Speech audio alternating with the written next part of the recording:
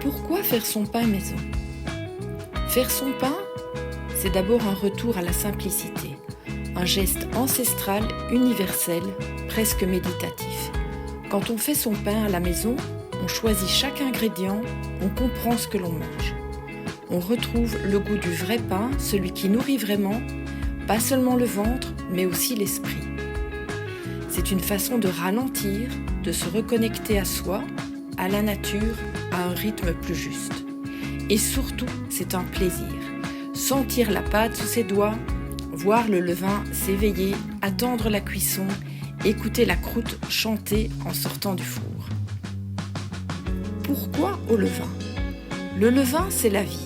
C'est une fermentation naturelle née de la rencontre entre la farine, l'eau et le temps. Pas besoin de levure industrielle. Ici, ce sont les levures et les bactéries sauvages qui travaillent pour nous. Le résultat, un pain plus digeste, qui se conserve mieux, avec un goût unique, légèrement acidulé. Pour mon levain, j'utilise de la farine de seigle bio. Le seigle, c'est un peu la nourriture préférée du levain, riche en sucre simple, en enzymes, en nutriments vivants. Même s'il contient peu de gluten, il donne une belle activité, une fermentation régulière et un levain plein de vitalité. Sur le plan nutritionnel, le levain prédigère une partie du gluten et des sucres complexes. Il rend les minéraux plus assimilables, abaisse l'indice glycémique du pain et soutient notre microbiote intestinal. Bref, c'est un pain vivant, excellent pour la santé. Le choix des farines, c'est le cœur du pain. Les farines bio, artisanales, issues de blé ancien, respectent la terre et notre corps. Dans les céréales modernes, sélectionnées pour produire plus et lever plus vite, la composition des protéines a changé. Le gluten, ce n'est pas une seule substance. C'est un ensemble de protéines, principalement les gliadines et les gluténines. Ce sont surtout les gliadines qui posent problème. Elles sont plus difficiles à digérer et peuvent entretenir un terrain inflammatoire chez certaines personnes sensibles. Les blés anciens, comme l'épeautre, contiennent parfois autant, si pas plus de gluten au total que le froment, mais dans une autre proportion. Il contient plus de gluténine, beaucoup moins de gliadine. Le résultat, un gluten plus équilibré, souvent mieux toléré. C'est pour cela que beaucoup de personnes sensibles au pain industriel digèrent mieux un pain ou levain à base d'épeautre ou de blé ancien moulu artisanalement. Et puis, il y a les additifs. Des agents de levée, des enzymes, des améliorants de panification que l'on ne trouve jamais dans une farine artisanale. En choisissant bio, local et vivant, on retrouve la vraie céréale complète, nourrissante, riche en fibres, minéraux et goût. Pour le pain, j'aime associer l'épeautre et le froment. L'épeautre, c'est une céréale ancienne, plus rustique, au goût profond et légèrement noisetté. La pâte est souvent plus collante, moins élastique et elle garde moins bien les gaz. Elle fermente plus lentement et le pain monte moins haut. Si on utilise de l'épeautre blanche, c'est encore plus délicat. Sans le son ni le germe, la farine perd une partie de ses minéraux et de ses bactéries naturelles. Résultat, un pâton plus mou qui a moins de tenue. Pour équilibrer, j'ajoute du froment complet. Les micro-organismes naturellement présents sur le grain stimulent la fermentation tout en améliorant le goût. C'est un bel équilibre, le caractère de l'épeautre, la tenue du froment et la vitalité du seigle. Alors voici les ingrédients nécessaires pour la fabrication du pain. On prend 2 bols qui peuvent être de la même dimension, une balance de ménage, un petit récipient pour les mélanges, un pot pour de l'eau, une spatule, un fouet danois, une simple cuillère, une autre spatule, une cuillère pour prendre la farine, ce petit instrument qui servira pour la grigne du pain, mais vous pouvez également utiliser un couteau ou une paire de ciseaux, un bâton, celui-ci fait 25 cm, et une charlotte. La première étape va être de diluer le levain dans de l'eau. Je prends un premier bol, je vais peser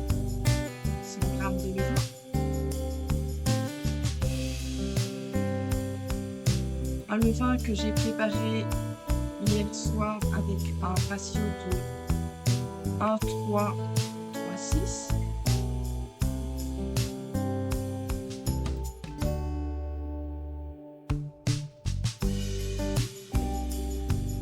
Auquel je vais rajouter dans un premier temps 380 g d'eau.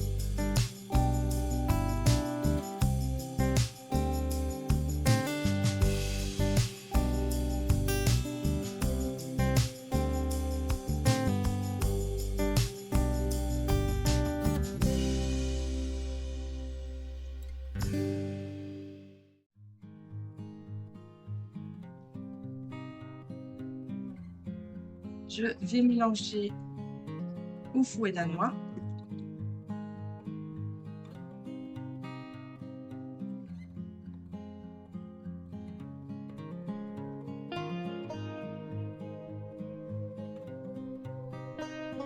Et ensuite, je vais peser mes farines.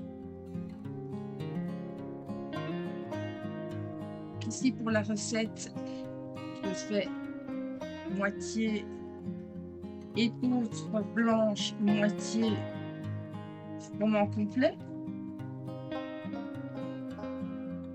Je pèse 250 g de ma première farine.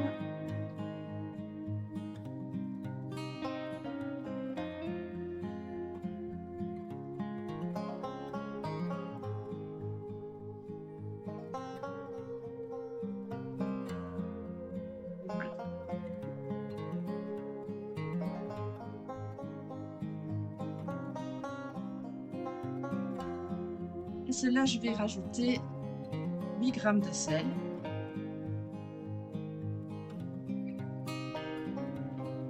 Je mélange une première fois. Je reprends mon levain dilué que je remélange à nouveau.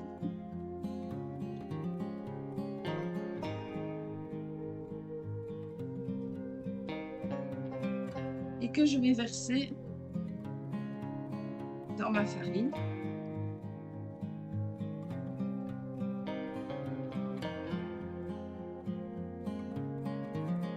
Et ensuite, j'incorpore tout délicatement.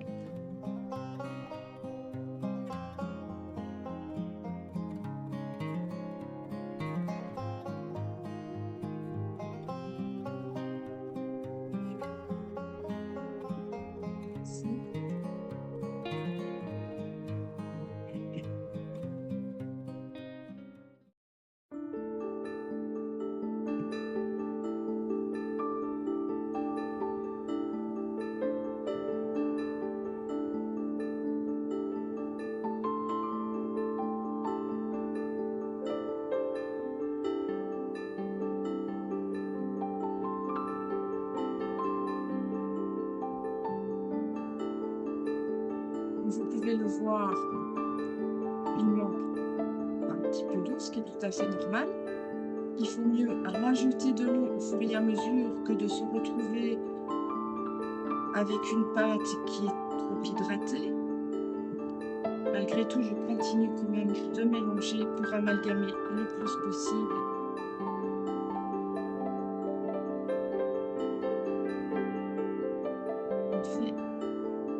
C'est vraiment très léger. Je rajoute très progressivement de l'eau. Pas plus. Voilà. Juste pour entendre le petit bruit d'une pâte mouillée, très léger.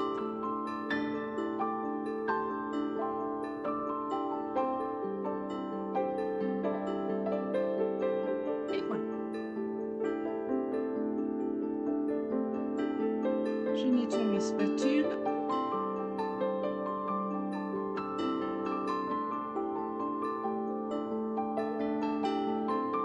Je couvre avec la charlotte. Et rendez-vous dans une heure. Le reste de mon levain, je vais le mettre dans un autre récipient et je le nourrirai ce soir. Et voilà, il est 9h30, ça fait 1 heure que la pâte a reposé. Je retire la charlotte. Je prends ma spatule que je mouille ici, vous voyez un peu la consistance de la pâte.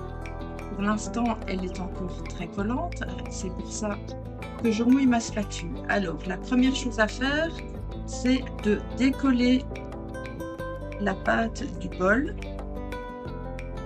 Et je n'hésite pas à mouiller la spatule dès que je sens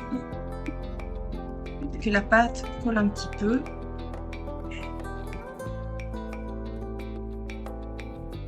Et ensuite, je vais y mettre les mains. Donc, je mouille bien mes mains.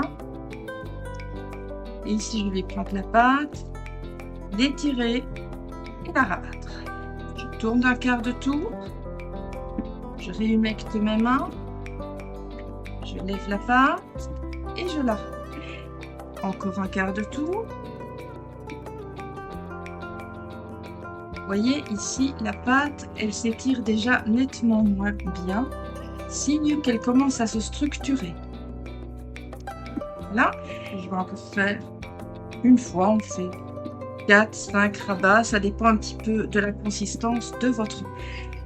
Et ensuite, je remets la charlotte. Et maintenant, je vais rentrer ma pâte et la laisser reposer encore une demi-heure. Donc, je ne la laisse pas dehors parce que pour l'instant, il n'y a que 13 degrés.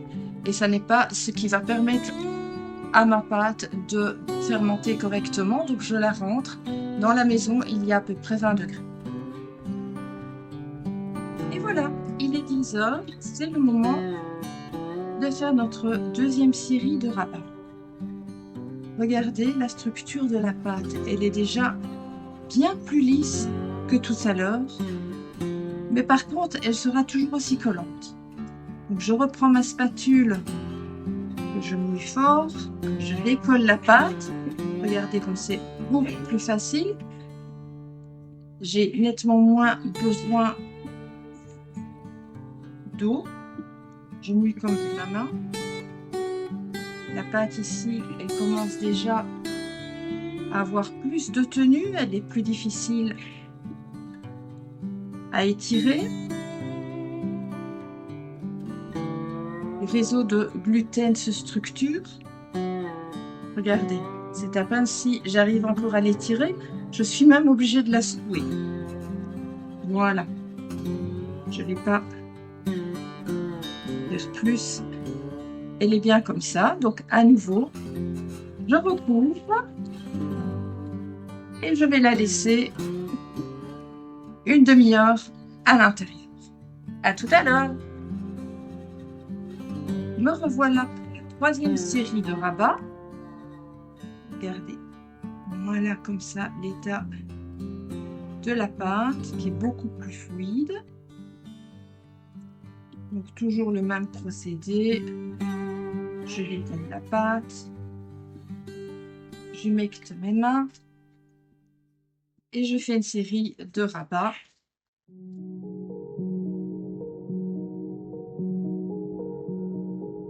Ça devient beaucoup plus difficile d'étirer la pâte à ce stade. Voilà, là c'est quasiment impossible.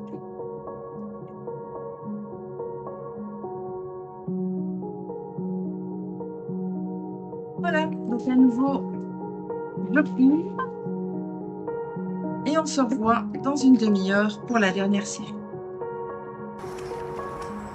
Et me revoici pour les derniers étirements.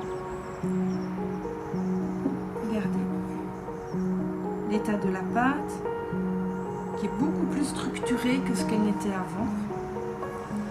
Ici, je vais à peine humidifier ma spatule. C'est plus vraiment nécessaire. La pâte colle un peu moins.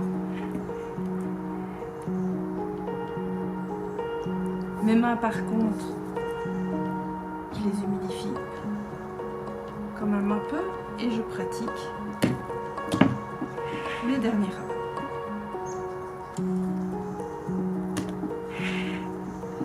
La pâte est beaucoup plus structurée, beaucoup plus lisse, beaucoup plus douce au toucher.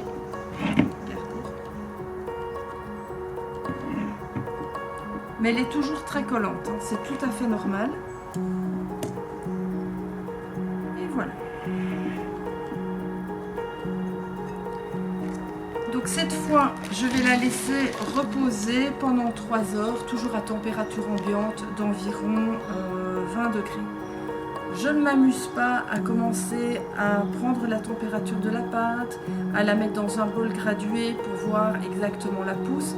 L'expérience fait que de toute façon, ce n'est pas à une demi-heure de pousse près que ça changera quelque chose, le résultat sera le même.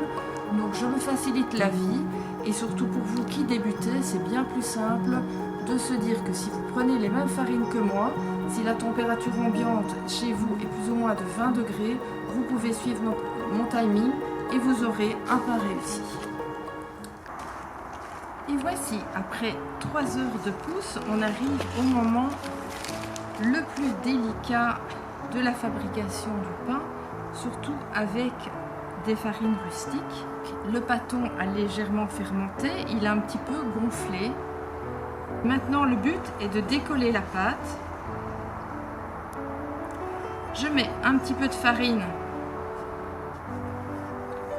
sur le bord, comme ceci. Je trempe la spatule dans la farine et je viens décoller les bords en appuyant tout au long.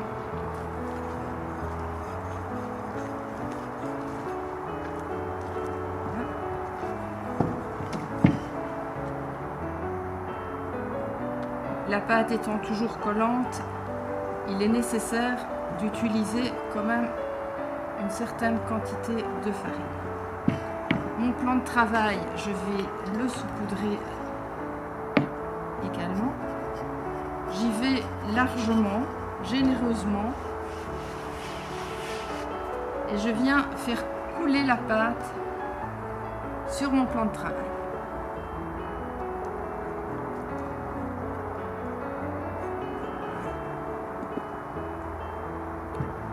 Ensuite, je vais fariner mes mains et remettre un petit peu ici de farine autour. Et comme je vous dis, la partie la plus délicate,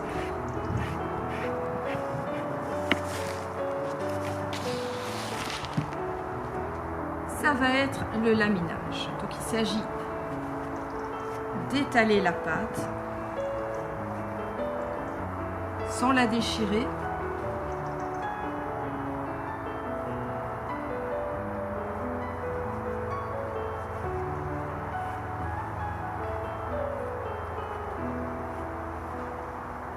Et ensuite, je vais la replier en 3 dans un sens et ensuite dans l'autre sens. Je la retourne et je forme une première petite boule.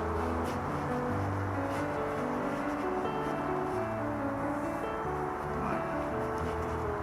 Et pour le moment, c'est tout. Je vais recouvrir le pâton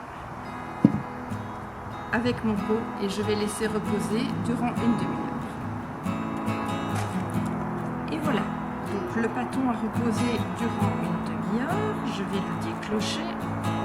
Bien entendu, je ne l'ai pas laissé ici, hein, je l'ai rentré à l'intérieur de la maison. Comme vous pouvez le constater, il s'est complètement aplati. Pas de panique, c'est normal. Je vais un petit peu le fariner.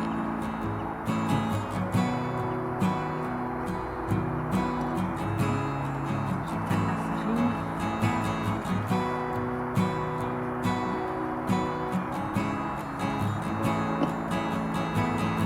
Je refarine ma spatule, sinon je ne vais pas pouvoir le décoller.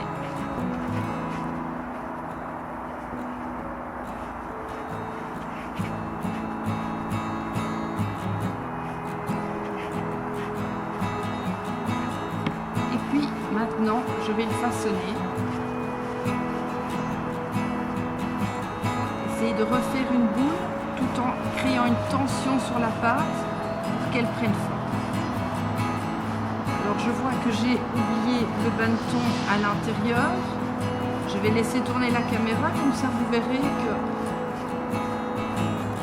la boule elle va de nouveau s'écraser, ce qui est tout à fait normal avec le type de farine choisi. Je reviens de suite.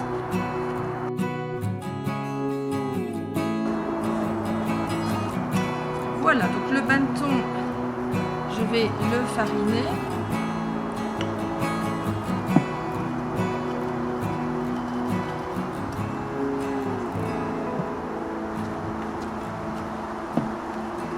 Petite étape délicate. Je retourne le bâton dans le banneton et puis ici je vais simplement essayer de ramener la pâte vers le centre pour refermer le pli. Je ne vais pas trop insister parce que de toute façon avec un bâton mou, on n'obtiendra pas un bon résultat. Ça ne sert à rien d'essayer de faire une petite couture. Voilà.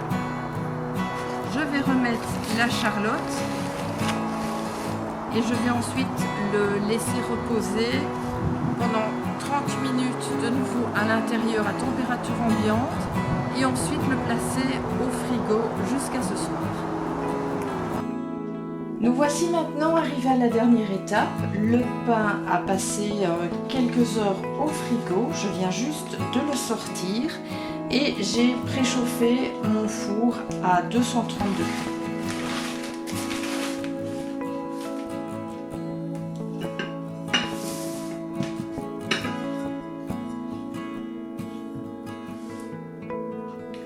Comme vous le voyez, il a un petit peu gonflé.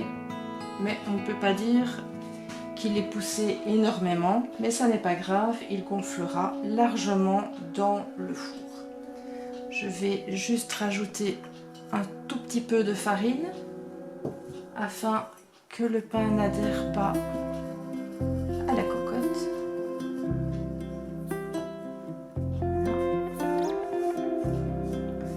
Je frotte un petit peu pour enlever l'excédent.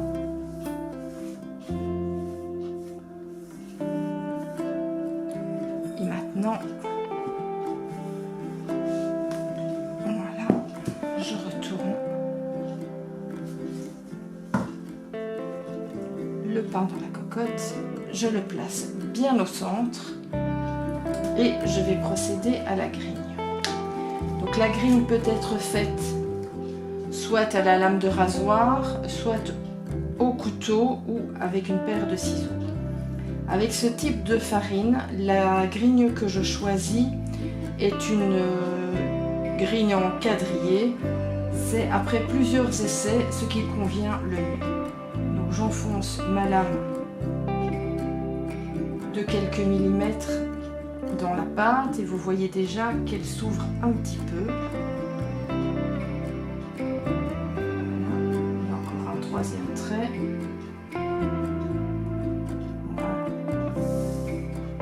Ensuite, je fais la même chose dans l'autre sens. C'est un petit peu plus délicat parce que c'est quand même une pâte qui reste, malgré son passage au frigo, relativement molle.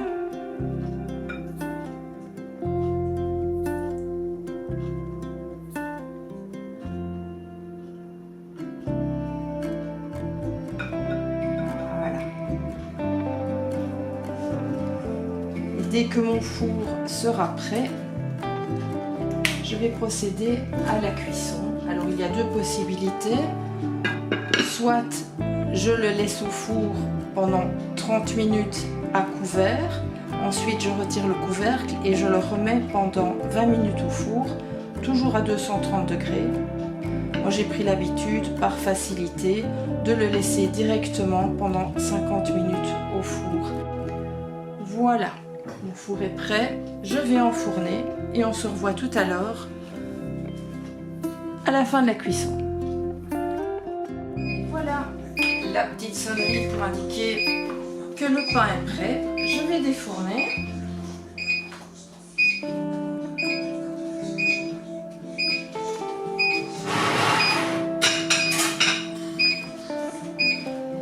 Et voici le bébé.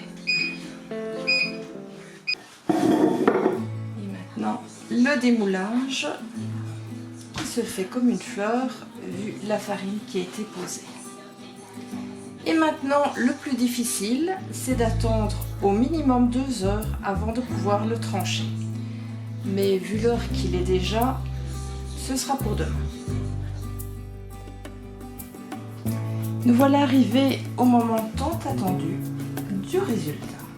Donc, je vais couper le pain pour voir vraiment si le pain a été fait correctement. C'est en le coupant au milieu qu'on pourra le mieux remarquer. Et voici une mie fine, assez serrée comme je l'adore, une fermentation qui était parfaitement réussie.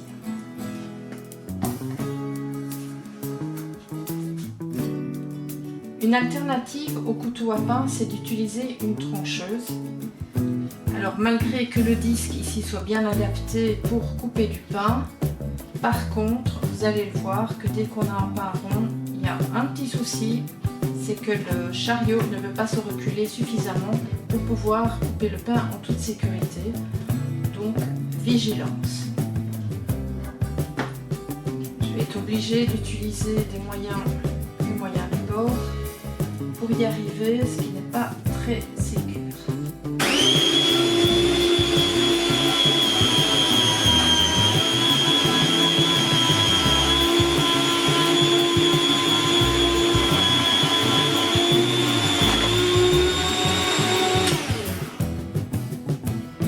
Et voici une jolie tranche